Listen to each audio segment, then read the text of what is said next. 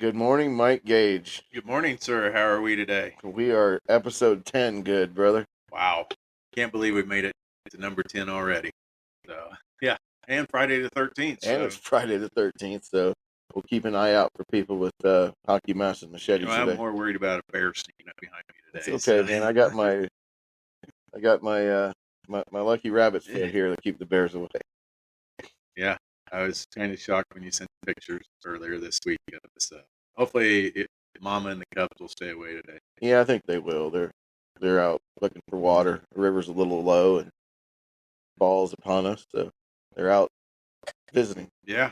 They seem to be in town, just outside of town. And everywhere. So, yeah, everybody's getting pictures of them this year. So. Everywhere. Yep. So, we did call the Fish and Wildlife, and so did a neighbor of ours in the neighboring ranch that had a cub treed. Right.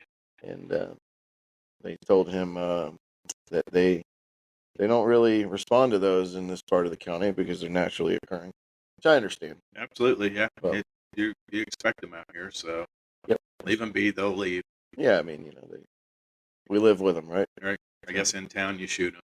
So by the university, yeah. Or it depends on whose house they're close to. Yeah. That's important. 100%. But not my department. 100%. No, but the gentleman that is currently holding the position that you'll be assuming here pretty soon was did comment on it in the media, I think. I didn't see it, yeah. So I'm assuming that he's not a bad guy, and I don't think he's a hunter or a big hunter, and so I can't imagine he wanted to see a bear shot. So I know he got a lot of blame for it, but who knows? In the end, I think Fish and Wildlife makes that decision, and nobody in their right mind wanted to shoot the sow. It just doesn't make any sense. So they orphaned the cubs, and then plus, I mean, man, oh man, did that really piss some people off? Yeah, it upset a few people, but that's expected. So it is. I mean, that was. You don't know how. Obviously, none of us know the whole situation, and it's hard to have an opinion when you don't know the whole situation. Yep. And so we'll just leave it at that. Yep. I know in my past experience with them and other places, they for some reason they don't go to the tranquilizer darts. They put out a cage with some bait in it. Yeah, you would think with the mom and the cubs out been pretty easy, it. But, yeah. Again, I don't know. Weren't there. Don't know. And I don't want to speculate on what happened because it may be me in that position and have to make a call that's not going to be very popular, and hope it doesn't happen. But yeah, I hope not too. But... So that's just one of those things that you don't really train for. You just do what you can and try to make the best decision possible. Certainly, well said. And at the end of the day, public safety is the top important thing. Right. So, who knows? So, Mike, are you are you ready for this election coming up, man? It's just a few weeks. It's not far. We're getting to the end of September, and then that's it, man. It's October, November 5th. Finally decided that it was now time to spend the money we had raised. So we're going to go all out here in the next couple of weeks. We got lots of banners that we've ordered. Some of them may be coming in today. So yeah, it sounds like we're going to drain the bank account here in the next 2 weeks. So we saved up for it, added some more of my own money in last week, and so it'll be interesting to see what we can do. So I think we ordered more signs, several large banners that are going on some buildings uptown, several smaller banners that we're placing through town. We've got a truck, a moving truck that we are putting signs on, and so we can move that from location to location, drive it around town, let it be seen. So yeah, it's going to be we're going to make a big push here, and we'll see what happens in the end. Yeah, man, I'm optimistic, and that's great. Can't wait to see all of your Mike Gage banners all over Yeah, we not just Butte, but in the county. yeah, there's several of them going up, so we're excited for that. And, it's been again, irregardless of the outcome, I've learned a lot, and I'm not a big political guy, and I've learned there's a lot of things that people in politics go through that unless you've been there, you have no idea. And you're being pulled in different directions constantly, bombarded with messages and things. So, I don't have to like politicians, but boy, during that election season, it'll wear you out. Consuming, isn't it? Oh yeah, it's so that part of it, I'm ready for that part to be over, and we'll get down to business, when we win this. So yeah, but it starts to wear on you, and you want a mental break from it. But it's been fun. It's been interesting, and boy, I've met so many people. So that's the good thing. I'm well known now in the town, and people know who I am. And you walk through a grocery store, people are stopping to talk to you. So yeah, it's been a big win for me already, and I've learned a lot. Some good, some bad. Learned a lot of the inner workings of the departments and how they run, and that's where I came up with the things that I think need to be done in order to make the city safer and to make the department run more efficient. And in the end, it's the voters who decide. What are they okay with the status quo, or do they want to see Butte become a safe city again? And in the end, they get to make that choice. Mm-hmm. And so it's out of my hands when it comes to that. It's all about how they want to vote, and if they decide they want a safe city and want to get rid of this stuff that's going on in town every day, we'll be ready to get started on day one if that's what they choose. Yep, the work begins after the celebration. Yeah, after the election results come in, and to that point, good relationships with people. I mean, people have great relationships with the current sheriff. Absolutely. And like I've said in other podcasts, I've talked to folks that are multi-generational here in Butte, and they're like, I'm so-and-so says they've known him since they were a child, and he's a really nice guy. I don't want to forget, and he probably is, right? I mean, he that seems to be the reputation, and it's really not about how you feel personally about somebody, and it's not necessarily about politics with the political party either. It's about what needs to be done, the mountain that needs to be climbed, and the result. And if performance if job performance is not necessarily where it's at, for that person, then it's not a slap in their face. It's not disrespecting them if you vote for change, because it's not going to get better magically just because you like somebody, just right. because you enjoy having a beer with them at the local bar, or you go hunting or anything like that.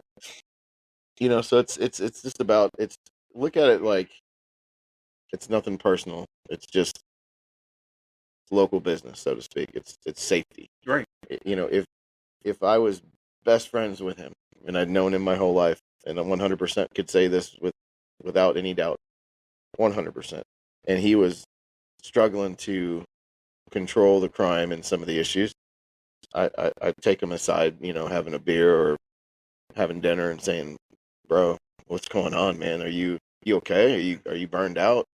You're nose diving, you're losing your community. It's a bad look. It's not safe. There's people being harmed in many different ways. What are you going to do? I'd do that. And if he's like, oh, it's fine, don't worry about it, Michael, it's going to be great, everything, and gave me that political response, I'd vote for the opponent. Right. That's it. It's nothing personal. And that you get a lot of that. I mean, I get a lot of people. I had some people reach out and ask for signs last week, that I'd never met before, had no idea who they were. Their homes were in great places, and they grew up here. They're friends with him. Right. And known him forever, and just said, wait, he's burnt out. It's got to stop, and we need to put a change to it. I was very appreciative of it. But again, they're going to be people that, they'll vote based off friendships, and that's that's how politics works a lot of times. You know somebody, and you have faith in them that they're going to do the best thing, and it's not happening, but you're still so close with them. That's how some people vote, and and I can promise you, there's somebody out there that's friends with me that's voting for me only because they're friends with me, and so that's just how politics works, and at the end we'll find out November 5th. Well, in Butte-Silver Bow, it'll probably be November 6th before we find out, but maybe the 7th, 8th, or 9th. But eventually we'll find out, and by January 1. Yeah, we'll see what happens, and we'll be prepared. And if for some reason we come out on top, he said, I don't really think there'll be much time for celebration. It'll be getting to work pretty quick and getting with Steve and Dan, and coming up with your whole the team plan, right? The things we need to get done starting the day we take office, and there are a lot of changes that we're going to make, and they have to be made in order for this city to get out of the hole that it's digging for itself. And the department has a lot of good people in it, and they want to make a difference. That's why they got into law enforcement. They want to make a difference, and they're not allowed to do the things that need to be done here to make that difference. And you're getting officers that have been on a year and a half or whatever, they're already burned out, and that's not normal. I mean, typically, you kind of get to that 5-year mark, and then you start getting a low, and then the 10 years you're kind of like just holding on for another 10 more years. 100%, and especially if these officers, these men and women, are younger too. If they're in their mid-20s, they should have boundless resiliency and not. That would be us. Right, yeah. I mean, at doing that, starting over at that. I think there's probably several officers within the department that will leave. Yeah. That, and if this doesn't change, and I've heard, of course, I don't have the exact numbers, but I can say that I've heard from people within the department that there's at least 5 that are looking to go right now, and all of them have less than 5 years on the department. So that's a problem, and they're burnt out. They can't do anything, and basically they're just report writers, and they're call takers. They go to the call, write the report, and then go to the next call. And it's like a security guard. They're supposed to observe and report. Yeah, not really being a law enforcement officer. Yeah, that's what's going on, unfortunately, and there's just so much, and maybe there's so much to tackle here going on in this town that maybe it might be overwhelming for them, because they've done the same thing the same way for decades here, and it's really time to get somebody in there who's going to be aggressive towards crime, that's going to make the changes, that you're not going to promote somebody just because they support you. You're going to promote the people that deserve to be promoted, and put them in positions to excel and to make the department a better place. And but that's the way it works now. You're buddies with the bosses, and then you get promoted, and not necessarily you didn't get promoted because you deserve to get promoted. You got promoted because you support the department heads. And I think that's been done so long here, and that needs to change, because you've got people that need to be in certain positions there in order to make the department efficient. And this is, I still go back to, there's several changes. One of the ones, and I'm going to throw this one out there. I don't know if I've thrown it out there before, but, the detectives division, obviously, again, we're going to have narcotics detectives, which they don't currently have. But they work either Monday through Thursday or Tuesday through Friday.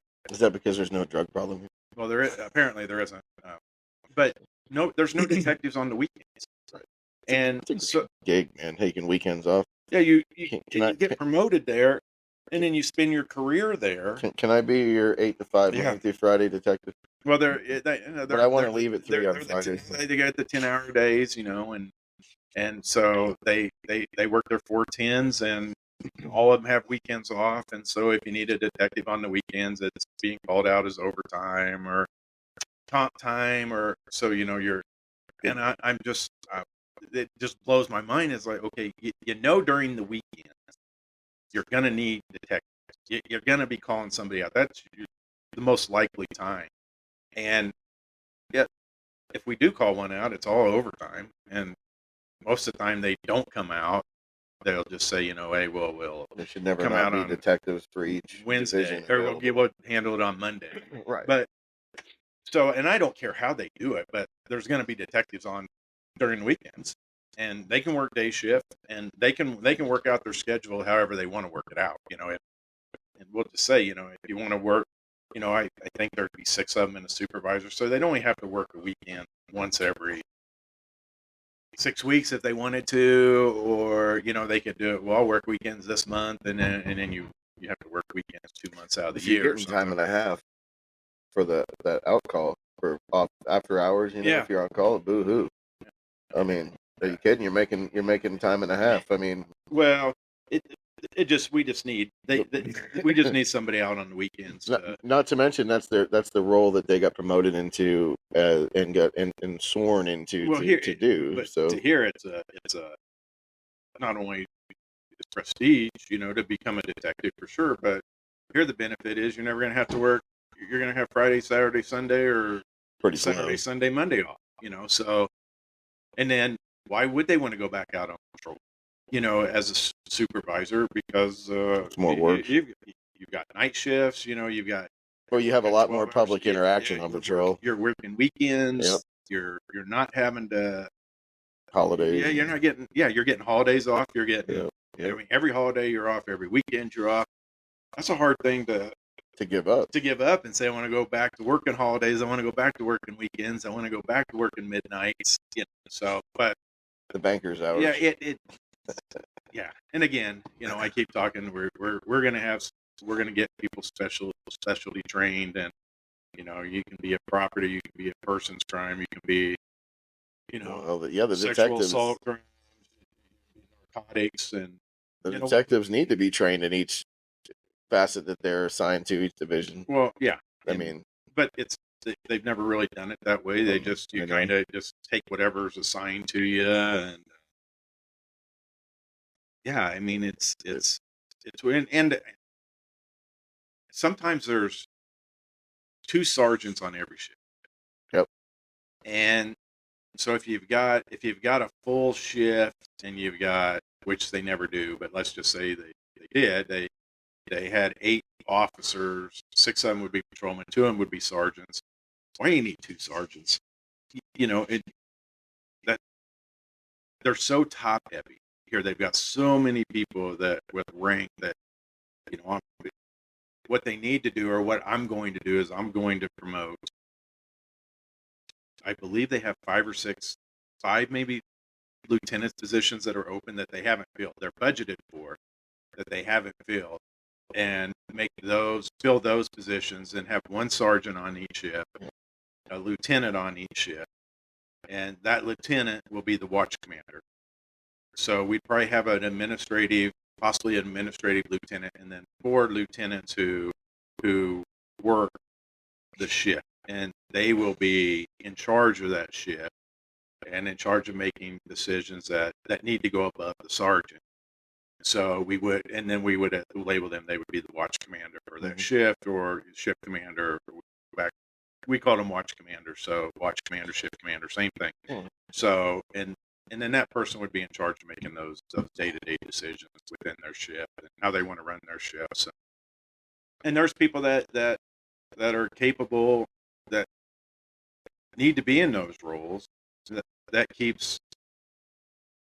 If that's the case, then there's a lot less calls that need to go. If you don't have a lieutenant on, then the sergeant's got to call the captains, and then the captains are taking comp time for being on call at night or during the weekends, and you got lieutenants on to make those calls. Again, you're saving tons of overtime. The comp time is a problem. You can take that money, you can put it towards training, you can put it towards hiring more officers, and maybe even come up. I'm not against. I've been looking at possibly giving the patrol more chances to advance, or even corporal positions. So, working with the union, say, let's give these patrolmen a chance. They've been here a few years. They're doing a good job. Let's promote them to corporal before they're, give them some training. Super. If the sergeant's gone, then the corporal would take over running patrol for that day. And, it's not uncommon within departments for that role. And it's a big enough department. I think you could do that. And then it gives people something to look forward to. They're trying to get promoted from patrol to corporal, and then corporal to sergeant. Instead of waiting for sergeant's shift to open up, it just gives them a little bit more opportunity. You give them a small pay raise for being a corporal, but it also gives them a couple stripes on their uniform. It shows that they've been here and that they're capable of making decisions. Right. It shows you have faith in the officer, and it gives them a morale boost. Right. Because they're finally rewarded for longevity and a good, clean record of performance. But the lieutenant's roles, if you've got them, I think this department went without an undersheriff for a year and a half when the last one retired. And so then you kind of looked at, well, you had that money, you were budgeted for, you just didn't promote anybody to it. Right. And, so then they said, well, we had one of our captains filling in the role. But then if the captain's being the undersheriff, then is that captain's position really needed? There's so much money there that could be spent for training, for more officers, that it doesn't make any sense why it's been done that way. But those are things that we're going to look at, and we're going to make changes. One of the other big ones is the lack of cars here. Some days they don't even have enough patrol cars so they have to double up officers, or because you got cars that go down, and there's no reserve fleet. Or there is. It's like a meager. It's very small, So when you look at the cars in the shops and for servicing and things like that, really there's not. It'd be super cool is if you got Segways. Yeah. Yeah. No, that's a work comp problem. That looks terrible. Man, when I see that in other cities, I just shake my head. Those cops must be humiliated. The weather here really isn't good for that either.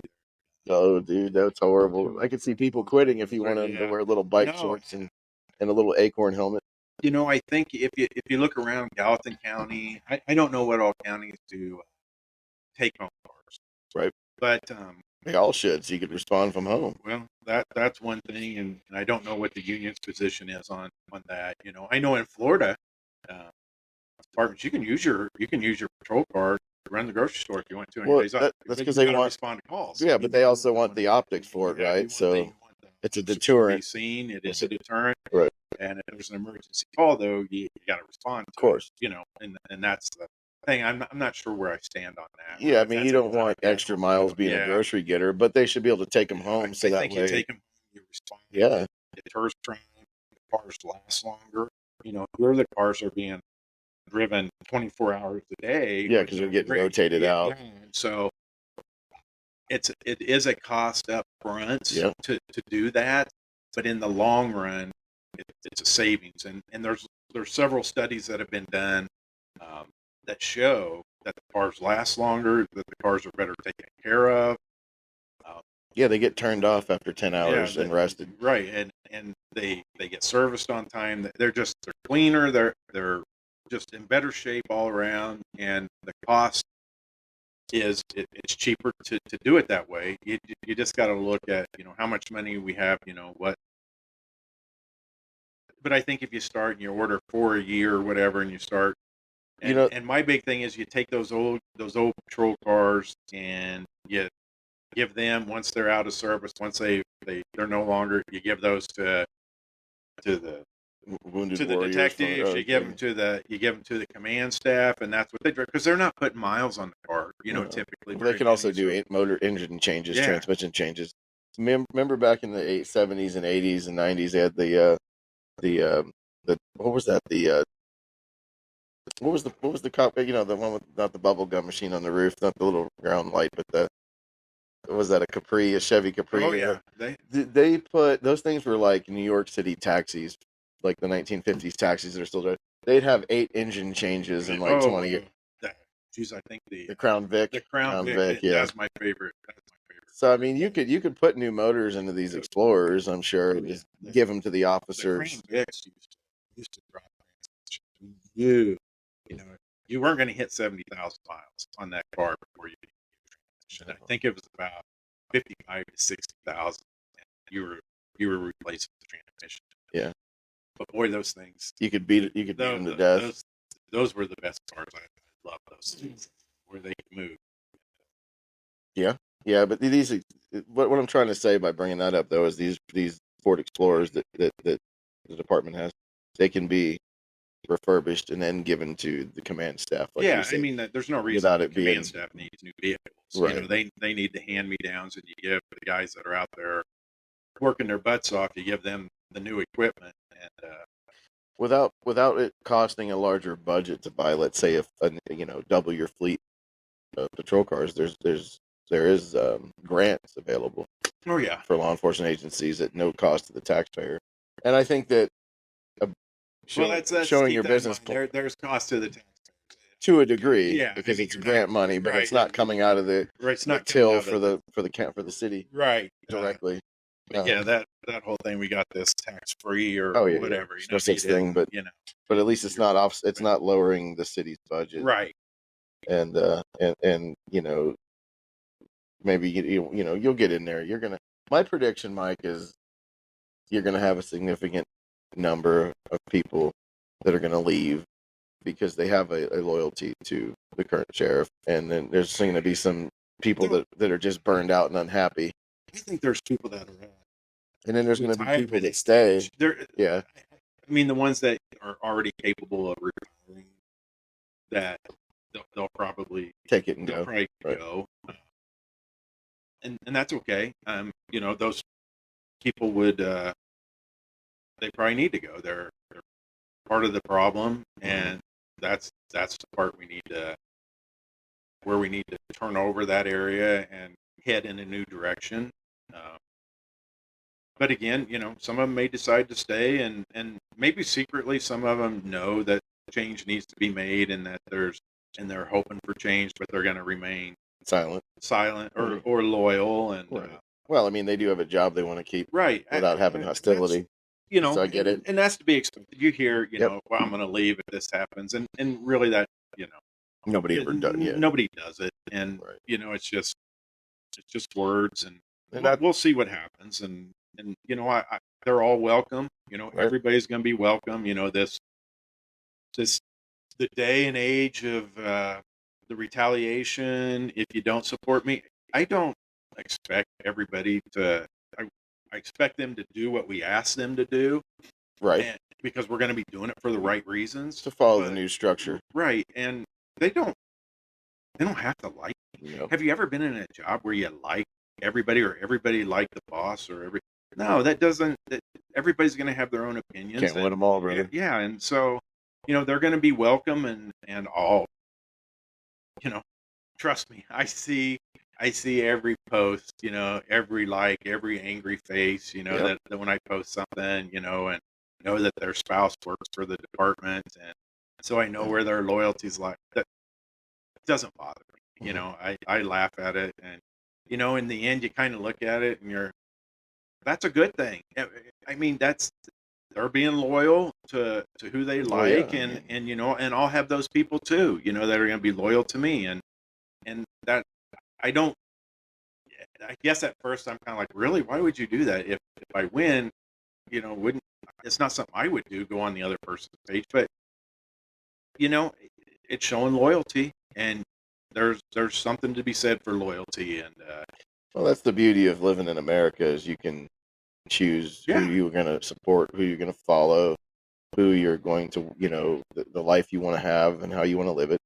And yeah, they're absolutely entitled to. I think that, that what I see in some of the posts and comments that we posting, one of the few that really negative ones that we get for you, which is, that's it really, is this certain people talk about your politics and political affiliation with parties. And our stance on that is we're not, so sheriff is an elected position, so there is politics involved.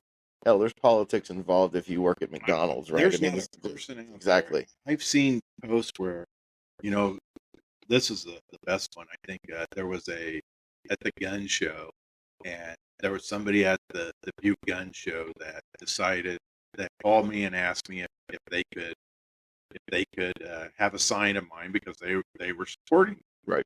So I gave them a sign. I'm not going to turn down somebody wanting to support me, and they right. buy a table and they want to have my signs out, and and suddenly it's because of them that people saw who else they were supporting, that's the side I've chosen.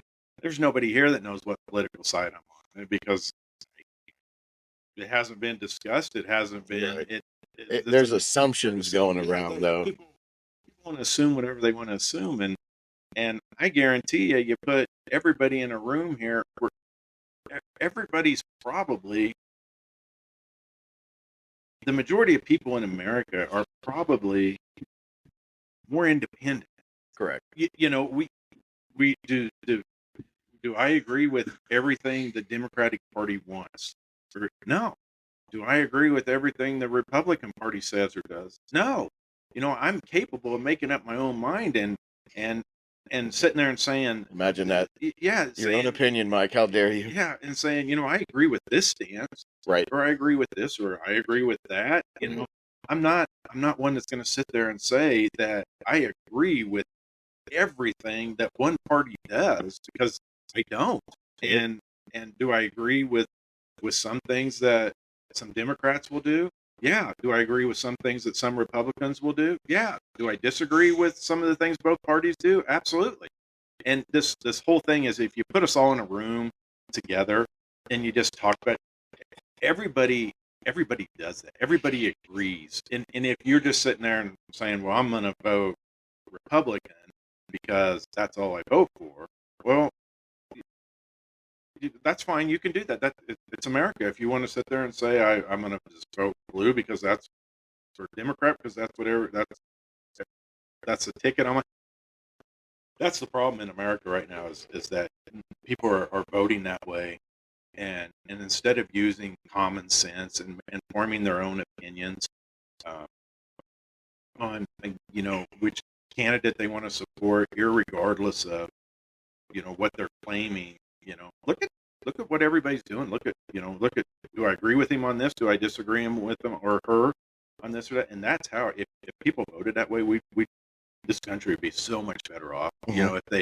If people just looked at it and said, okay, I agree with this guy. He's a Republican, so I'm going to vote for him. But I agree in another race, I really agree with what this guy says or wants, and he's a Democrat, so I'm going to vote for him.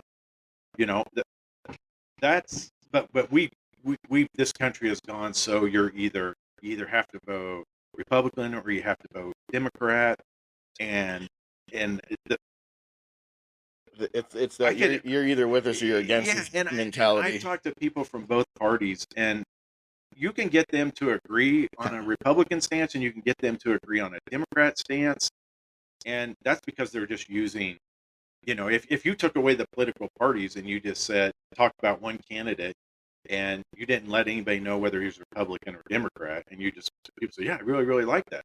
I like this idea. Then you say, well, he's a Democrat, and then it's, oh, I'm not going to vote for him. Well, no, you just said before that you really liked everything that he did and that he stood for. That's how you need to vote. Again, I'm not a political person. I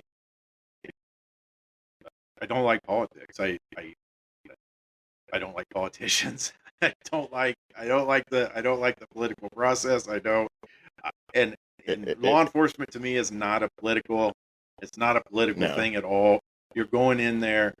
You've got the laws. You're going to go in there. You're going to enforce the laws that are on the books.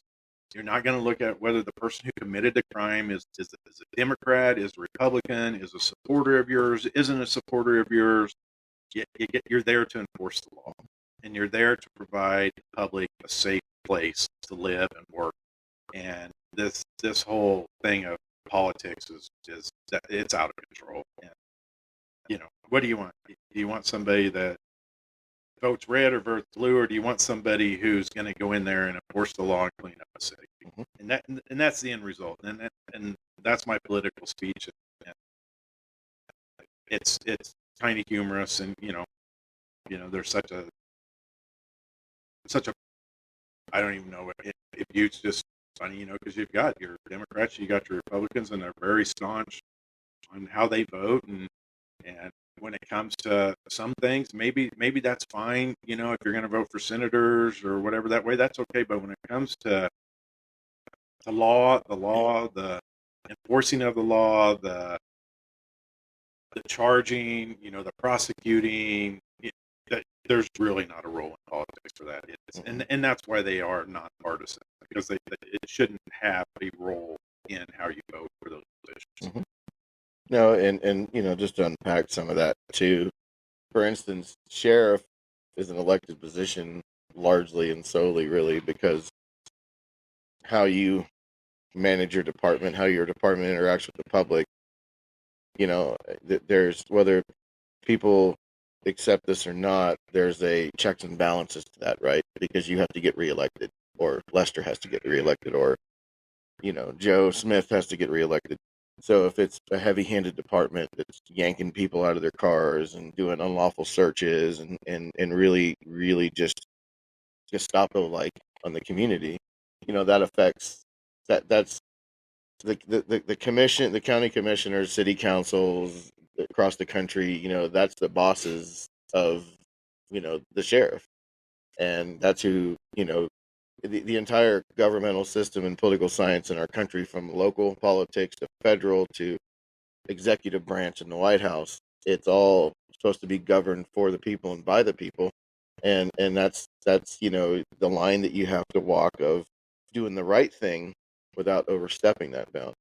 And that's why politics are so messy. They've gotten that way because people want the power, and they'll, by hook or crook, lie. I mean, how many times have we seen politicians get outwardly just caught with their hand in the cookie jar, and then they'll deny it all day long, right? And then you're like, are you kidding me? You got, money from this place, and you did this, and so I think that people get overwhelmed with politics because they don't know what to believe anymore. And this role that you're shooting for, as I've said in other podcasts, you're not a politician. You have a successful business. You have a successful life. You're doing this job out of passion and wanting to make the community safer and wanting to help it thrive.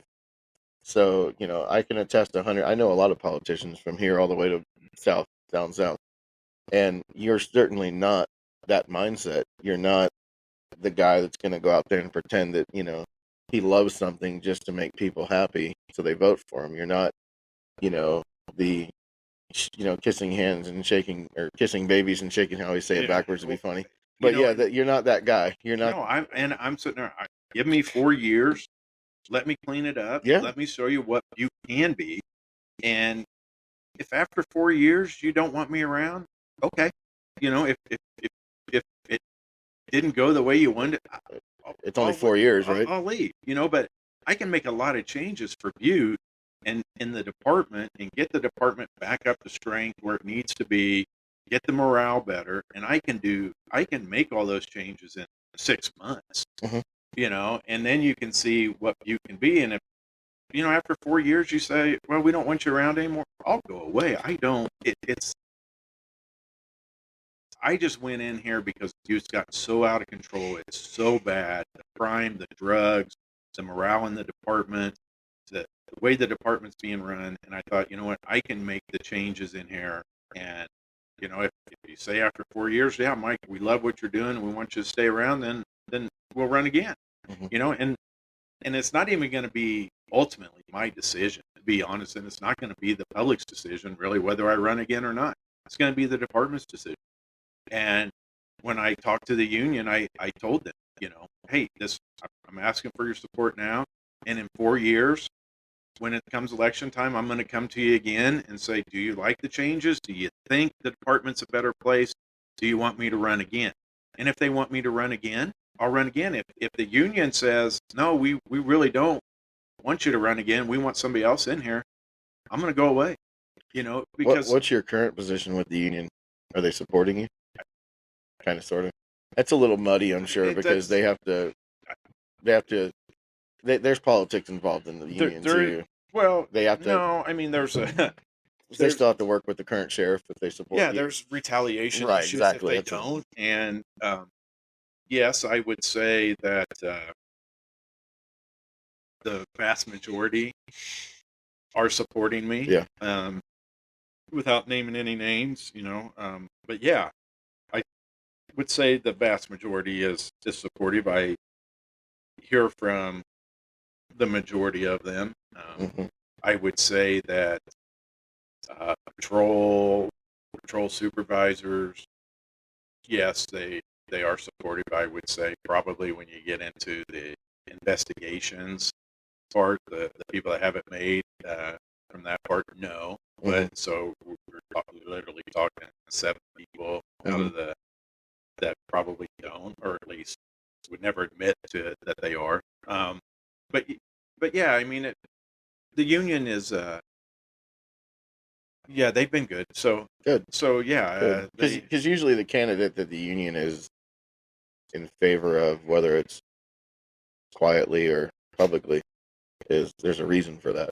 Oh yeah, I mean that's it's always good to have that support. It's well known, and so like I said, I mean that's good. I probably have talked to 90% of them face to face, at some point. So, or heard from them on Messenger, and so yeah. To go back to what you were saying about people that vote, just basically, it's an automatic moth to the flame voting for. My grandparents voted Democrat. My grandparents voted Republican. This is who my father, mother. Sheep politics is what's kind of got things so civilly divided in this country. Is the two political party system has become like a sports team, or it is. It really is. It's like when Notre Dame plays Army, and it's like this big rivalry or something like that. It's one of those deals where that's just sheep. That's the voter becoming a sheep. Right. You vote for the person. I vote for the person. There's people on both sides of the political spectrum when I go and vote that I vote for. I don't walk around and I'm only a Republican, I'm only a Democrat. It's what is that person bringing to the table? Because the way that we're set up as a country and as a county and as a city and as just coast to coast is you need that multi-party system for checks and balances, because if you have just one party dominating, right, sometimes it may work well in the beginning, that some of the implementations that they have. After a while, though, there's always one or two that starts coming out of the woodwork with some crazy ideas. That's human nature, right? But in this case, my big ask to all the listeners and to all the voters out there is study the person, not their politics. What are they doing? You hear all these disparaging things about politicians all the time on social media, because that's what social media does. It's a negative platform largely, and in my opinion, but it's sometimes a necessary evil in this day and age, so we roll with it. But it's one of those things where, it's not, oh, they're a Democrat. They're so wide left. They're crazy. They're a Republican. They're so wide right. They want to take away all your privileges. And that's not true always, right? I mean, there are some out there that are accurate with, and you can fact check that. So, fact check, do your own investigation. You can fact check Mike Gage by calling him. His phone number's everywhere. Well, that's why this. Sit down and talk to him. I took a week off of having guests on here just to. I was well. To be honest, I was burnt out. There was a lot. There was so much information going on, and we. I wanted the people to hear it from current officers, former officers, current or former officers in the county, and we've got more people coming on, but that way it's not me saying It's not just because us sitting here, acting and like pot I remember stirrers. seeing something on Facebook. Somebody said, "Well, I'm not voting for Mike now because he's slinging mud." Well, I didn't even say anything. No, there's I'm not. These are the current employees of the department and past employees of the department telling you what's going on there. That's their opinion. Doesn't mean it's my opinion. They're telling you what they experienced there or what they're currently experiencing there. And I sat back and barely said anything. And some of the things that were said were I couldn't even respond to because I was so shocked by what I was hearing. And again, whether it's true information or whether that only they know that, the people involved. I don't, and that's why I didn't comment on it because I don't know. We don't know. They wanted to come on the show and tell their stories, and we let them. And if the current sheriff or the current administration wanted to come on and tell their side of the story, we would welcome them to that too. And we wouldn't be mean. We wouldn't be. It would just, okay, come on, tell us what these people said that was wrong or incorrect, or your side of it. And you know what? Maybe there is a good explanation for. I don't know. That's why I said I didn't comment on it, and I still haven't, because there's so much of it that it's just you're like, really, it can't be that bad, but maybe it can. I don't know. It's hard to say, Mike. I mean, you and I wanted to have guests so we could exactly that reason. They could tell their side of the story, and it also collaborates some of the suspicion, right? If they're accurate, that there is a gross deficiency in the department, and then they give you the insight on that because we're not there, so we don't know. But let's just say that some of the things that were said were true. Even if half, that's still significant to say, okay, pull over, there's a problem. We need to put a flag up here and redo this.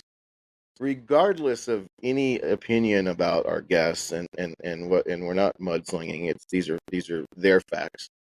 A lot of the stuff that we've talked about, anything that we've commented on, is public knowledge, so we're not making it up. Secondly, let's just take all that off the table for a second.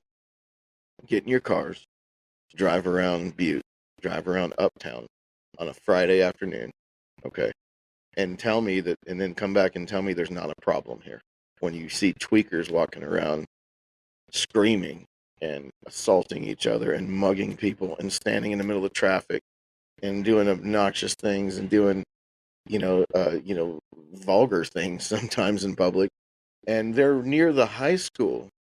Oh yeah, where there's kids, hundreds and hundreds of kids standing in the parking lot with these people, and these people have a problem. So we're not going to say like they're an enigma and we need to like exterminate them. It's not that.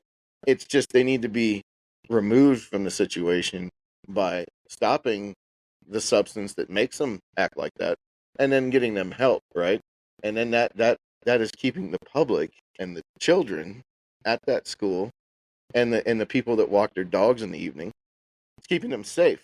That's keeping business owners from being harassed, mugged, loitering. I mean, the list goes on. So that has zero to do with what our guest said.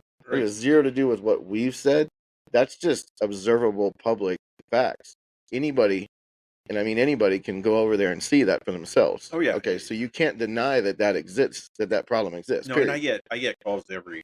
Well, I don't want to say every week, right?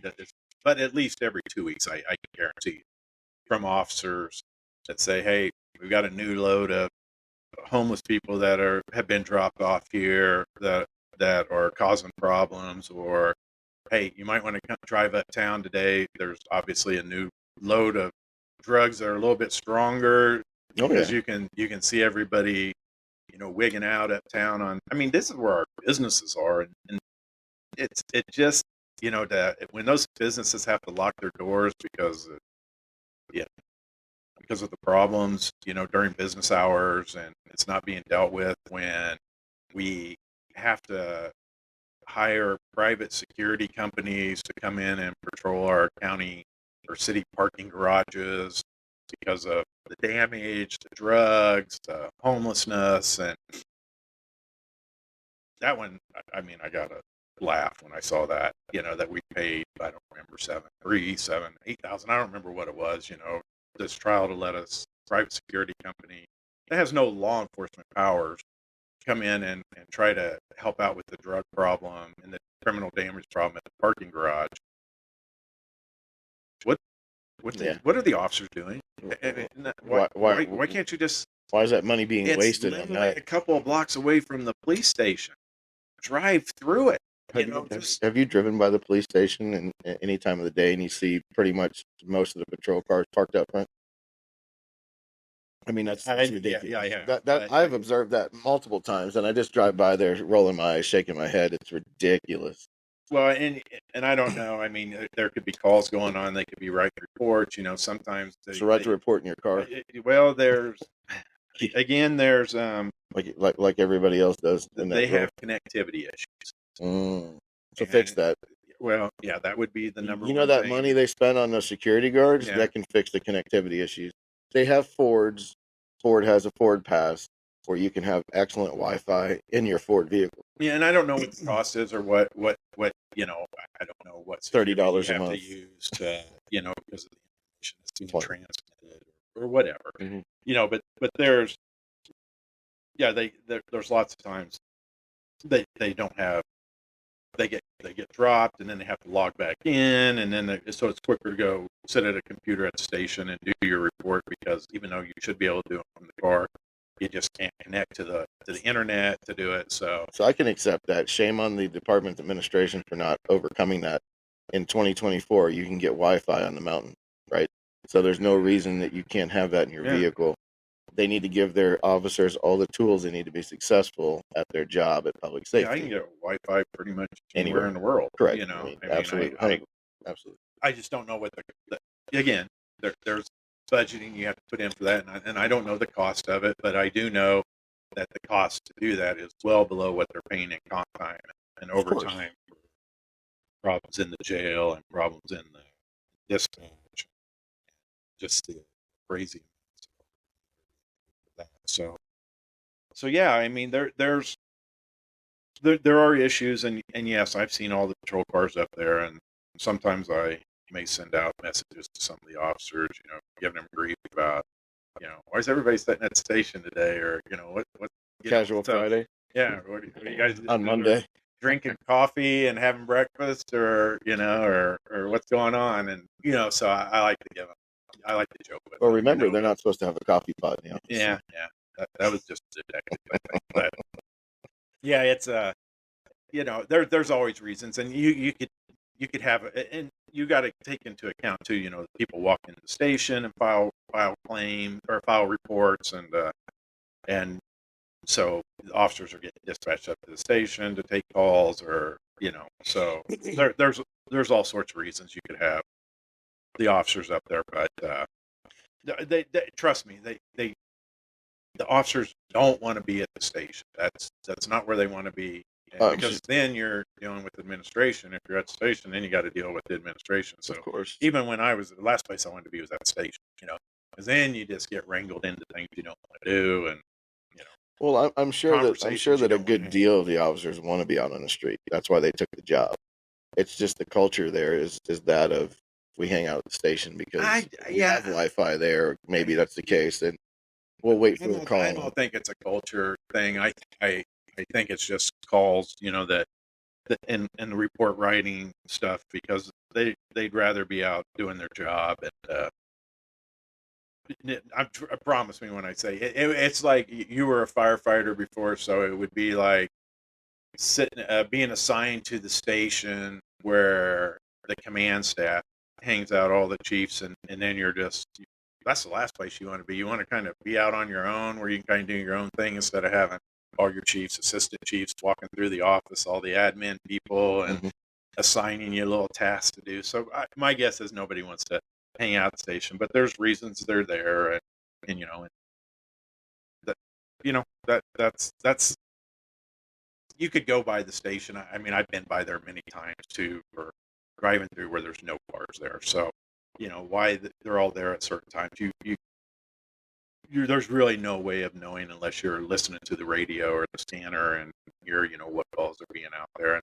And you know, it, sometimes you just got to be there. And yes, as a citizen, when they drive by, the optics are bad because you're thinking, well, there's 6 patrol cars parked right out front of the station, and you think the officers are in there messing around or not doing their job, and it's probably 100% reverse of that. It's that they're in there doing their job because they got called to the station to do it, or they had to write reports because they couldn't get Wi-Fi in their cars. And so yeah, that's a hard one. I mean, I've been on the back end of that too, where people see you, you're running code to a call.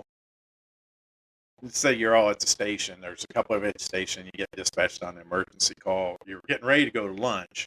On your lunch break, you're finishing up reports, and you're running lights and siren through town to get to a call, and then you get disregarded from the call. Mm-hmm. So then you tell the guys, hey, let's go ahead and meet up. We'll just say Pizza Hut. We're eating at Pizza Hut. I don't know. I'm just pulling something out. Right. Because I saw a Pizza Hut commercial where the Pizza Hut was open here for the lobby. It looked like they got their lobby done, so that's why it was on my mind. And then you guys, let's go eat pizza. Well, so what the public sees is that you're all running lights and sirens to get to Pizza Hut. Right. And, they don't know that you were on an emergency call, you got disregarded, and then you decide to go have lunch. And so, you always get people that see those optics, and they believe what they want to believe, and it's just not true. But no, I can accept that. The reason I take that stance on that, though, is the fact that there is so much going on in town. Well, there is. And it's like one of those things where if you're behind on work, let's say, it doesn't have to be in law enforcement, it's just a generic umbrella here. You're behind on work. Your company or your task is failing. That's the time to grind, right? That's the time to really dig deep. Now, they may be called there to do their paperwork, and I can accept that. And I'm sure 24/7 that's not full of cars. I just know that, I've never seen it not surrounded, right, by patrol cars. And to one point, they are right in the middle of downtown. So it is an easy response, right? So it's not necessarily the end of the world.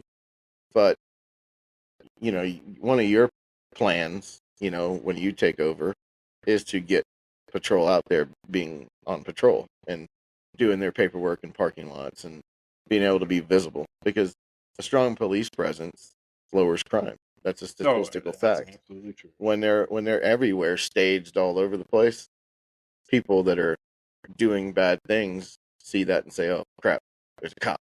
I'm out of here." It's a deterrent.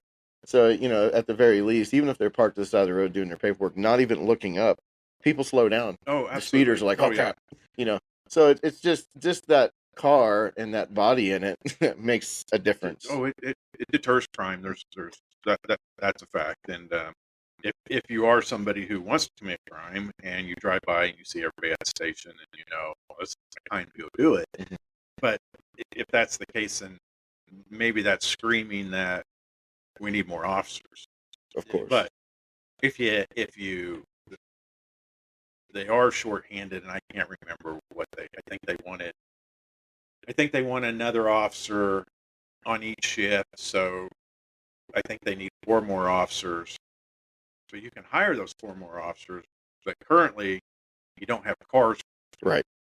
So then you're really not, you're doubling up. Yeah, you're doing 2-man patrol. That's still not that's not changing coverage then. Right. It's not fixing the problem. So no matter what, there does need to be a money spent to increase the fleet, and whether that's even, if you can't do take-home cars, if that's not in the budget, well, then we need cars in reserves. So if a car breaks down, we've got extra cars. We got cars in the shop for servicing or whatever, that we've got extra cars we can get into. Mm-hmm. And cars will go down, and cars will get totaled, and cars will be in accidents, and we've seen cars will be shot up and out of service. And It gets abused. Yeah, That's I what mean that's its role, I guess. so yeah, you got to do something there. But those are things that that are easily done, and they just need to be done, and we'll get it done. But again, I just want to make it the department to increase the morale, to let the guys have fun coming to work, to be active in the community with the community, and we can't do this alone. You got to have community buy-in, you got to have community involvement, and we got to we need some crime prevention, and I think we can make changes really quick, and we're getting rid of the white patrol cars. So that was my big thing. I said from day one, I'm like, we're getting rid of these white. How many times have I said, would you please change these few Yeah, I things? mean, everybody asked, would you get rid of white? Yes, we will get rid of white. And so we're kind of going back and forth. Definitely going to have black cars, and probably go with some copper colored lettering, for Butte, right. that would say police or have some sort of design on it. But you got to be able to drive around at night and sneak up on people, because there's a lot of places you can sneak up on here. I mean, we know where the drug houses are. We know that. I mean, DCI and the Drug Task Force has been in town all week. Mm-hmm. I think I don't want to say how long they're here or when they're leaving. I know, but I don't want the community necessarily to know. But I think they found, so far as the last I heard, they had got stolen cars, stolen guns, people on warrants, over 30 grams of methamphetamine, over 2,000 fentanyl pills. So that's just what the DCI and the task force accomplished in a few days here in Butte so far. So, imagine if you had the entire department functioning as a department would. If you had the police department out there looking for put some big numbers up on the board. Those numbers would look small. Yeah, and it is scratching the surface. And if the department had been able to work alongside DCI and the task force and officers, paired up with patrol or whatever, and said, "Hey, we'll come sit you here on these drug houses. We know where all the drug houses are, and work together in that aspect." But that didn't happen, and so yeah, I spoke to several officers, said that there was a memo put out that they'll be here between these days and these days. If you aren't busy, and you happen to see them, stop in and check on them or whatever on the stop. But they didn't work hand in hand. There was no information sharing or anything like that. So, which is a tragedy in its own way. Pretty much what happens, and so. Well, before we sign off today, I want to take a second and tell my Mike Gage story, so to speak. So my family and I returned to, moved to Montana after I've been out of here for many moons. And we came here to get away from where we were living before, which population boom and crime exploded, and COVID really changed things. And we wanted to be here. I missed it here. And so we moved here. We picked Silver Bow County to live in Butte, to have a business in, because it's a great community. It's got a beautiful historic district. People have been nothing but amazingly welcoming to us. And it's not a Bozeman boom town, right? So that was very important to me and my family. And when we got here and we got a business space and we started doing our build out and all that, first thing I noticed on day one was all these zombies walking around, and that's not how I remember this place, right? And I was like, and I see. So where we came from had that on steroids, right? It was so. I mean, I recognize these things. As you'd mentioned, I was in the fire department. I also did some,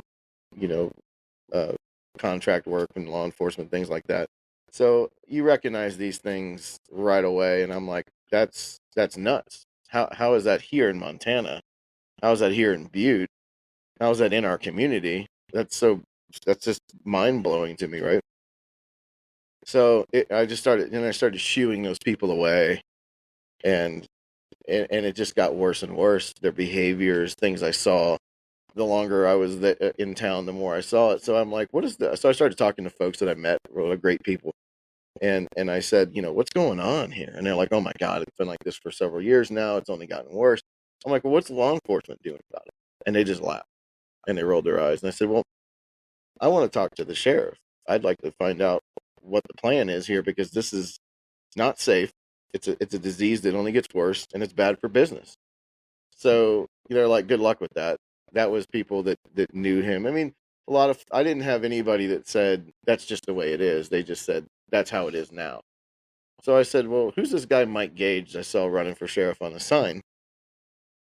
And oh, he's a guy that wants to, change those things and whatnot. And some folks said, I don't really know. I've never met him. Some people say, yeah, I've met him. He's a nice guy. And I'm like, all right, so I need to find this guy. This is how I met you. If you remember, we had lunch at Homesteak. So through contacts I made here, I was able to sit down with you and really just say, hey, man, this is what I'm worried about. I just got here, and this can't go on. This has to change.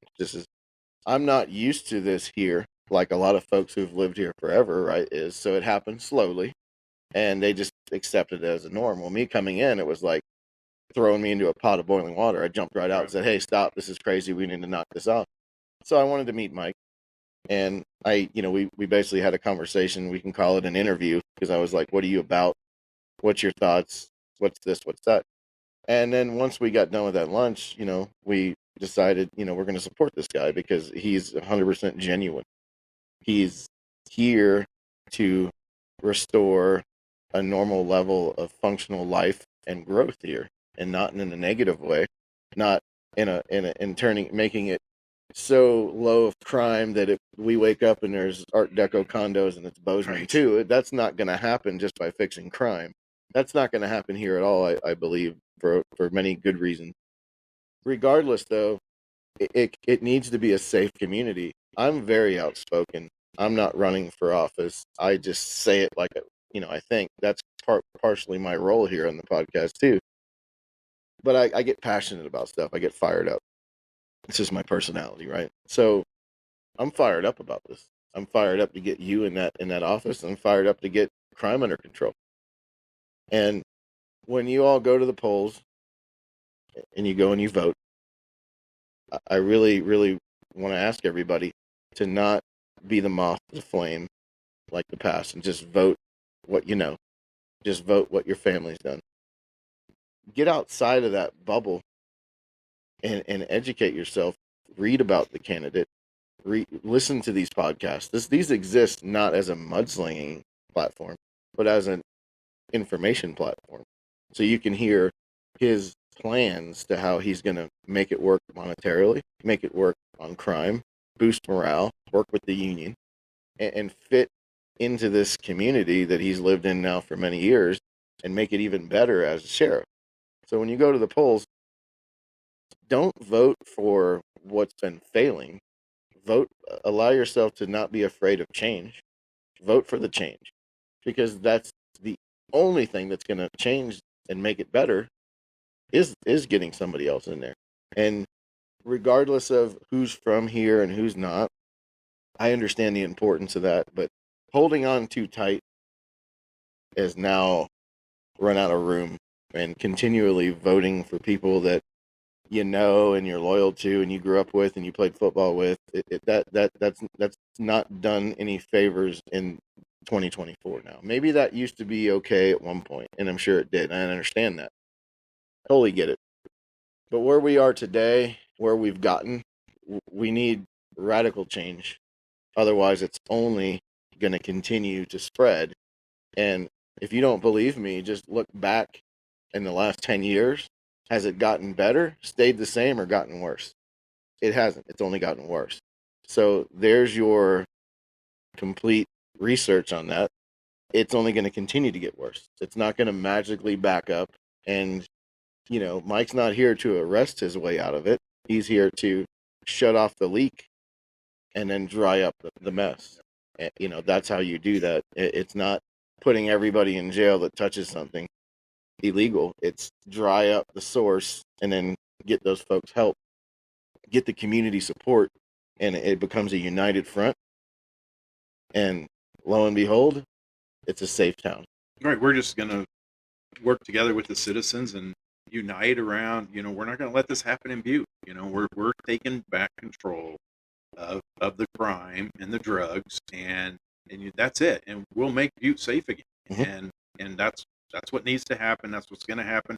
And I know we're at the end of the day, so next week we're going to try to have a couple special guests. We're working on that. I'll be out of town next week, so I won't be part of the podcast, but we'll have somebody here for you that will fill in for me for next week, and I'll be over in Washington working a big barrel race that I committed to last year and announcing that. And so if you want to see how I am on announcing, log on to 321 video or action video, I think it is. And you'll see me working nonstop for about 14, 15 hours a day for 3 days in a row. So, wow. So it'll be fun. So with that, I'll see you guys back here in 2 weeks, and hopefully we'll have some more information. Oh, and last thing, we do have a fundraiser scheduled, mm-hmm. and that is going to be the 28th of this month. Yes. At the depot from 6 to 9. I believe it's open to, there's some other candidates that are going to be involved. I'm not going to announce who they are at this point. We'll let them announce it. I just got the message last night that I was invited to it. So there is going to be a fundraiser again, the 28th from 6 to 9 at the depot. And I'll see you back here in a couple of weeks. Yep. So come out and show your support for change. Show your support for Mike. And Mike, I want to say on behalf of all your voters, thank you for your tireless sacrifice and hard work over the last year, really, because a lot of prep goes into it. It's been a long, hard summer, and, we all solemnly thank you for that. So, well, I appreciate it. Safe travels to Washington and back, and maybe we'll get a cardboard cutout of you so you can be here in enGage next Friday. No. Have a good week, guys. Take care, everybody. We'll see you next week.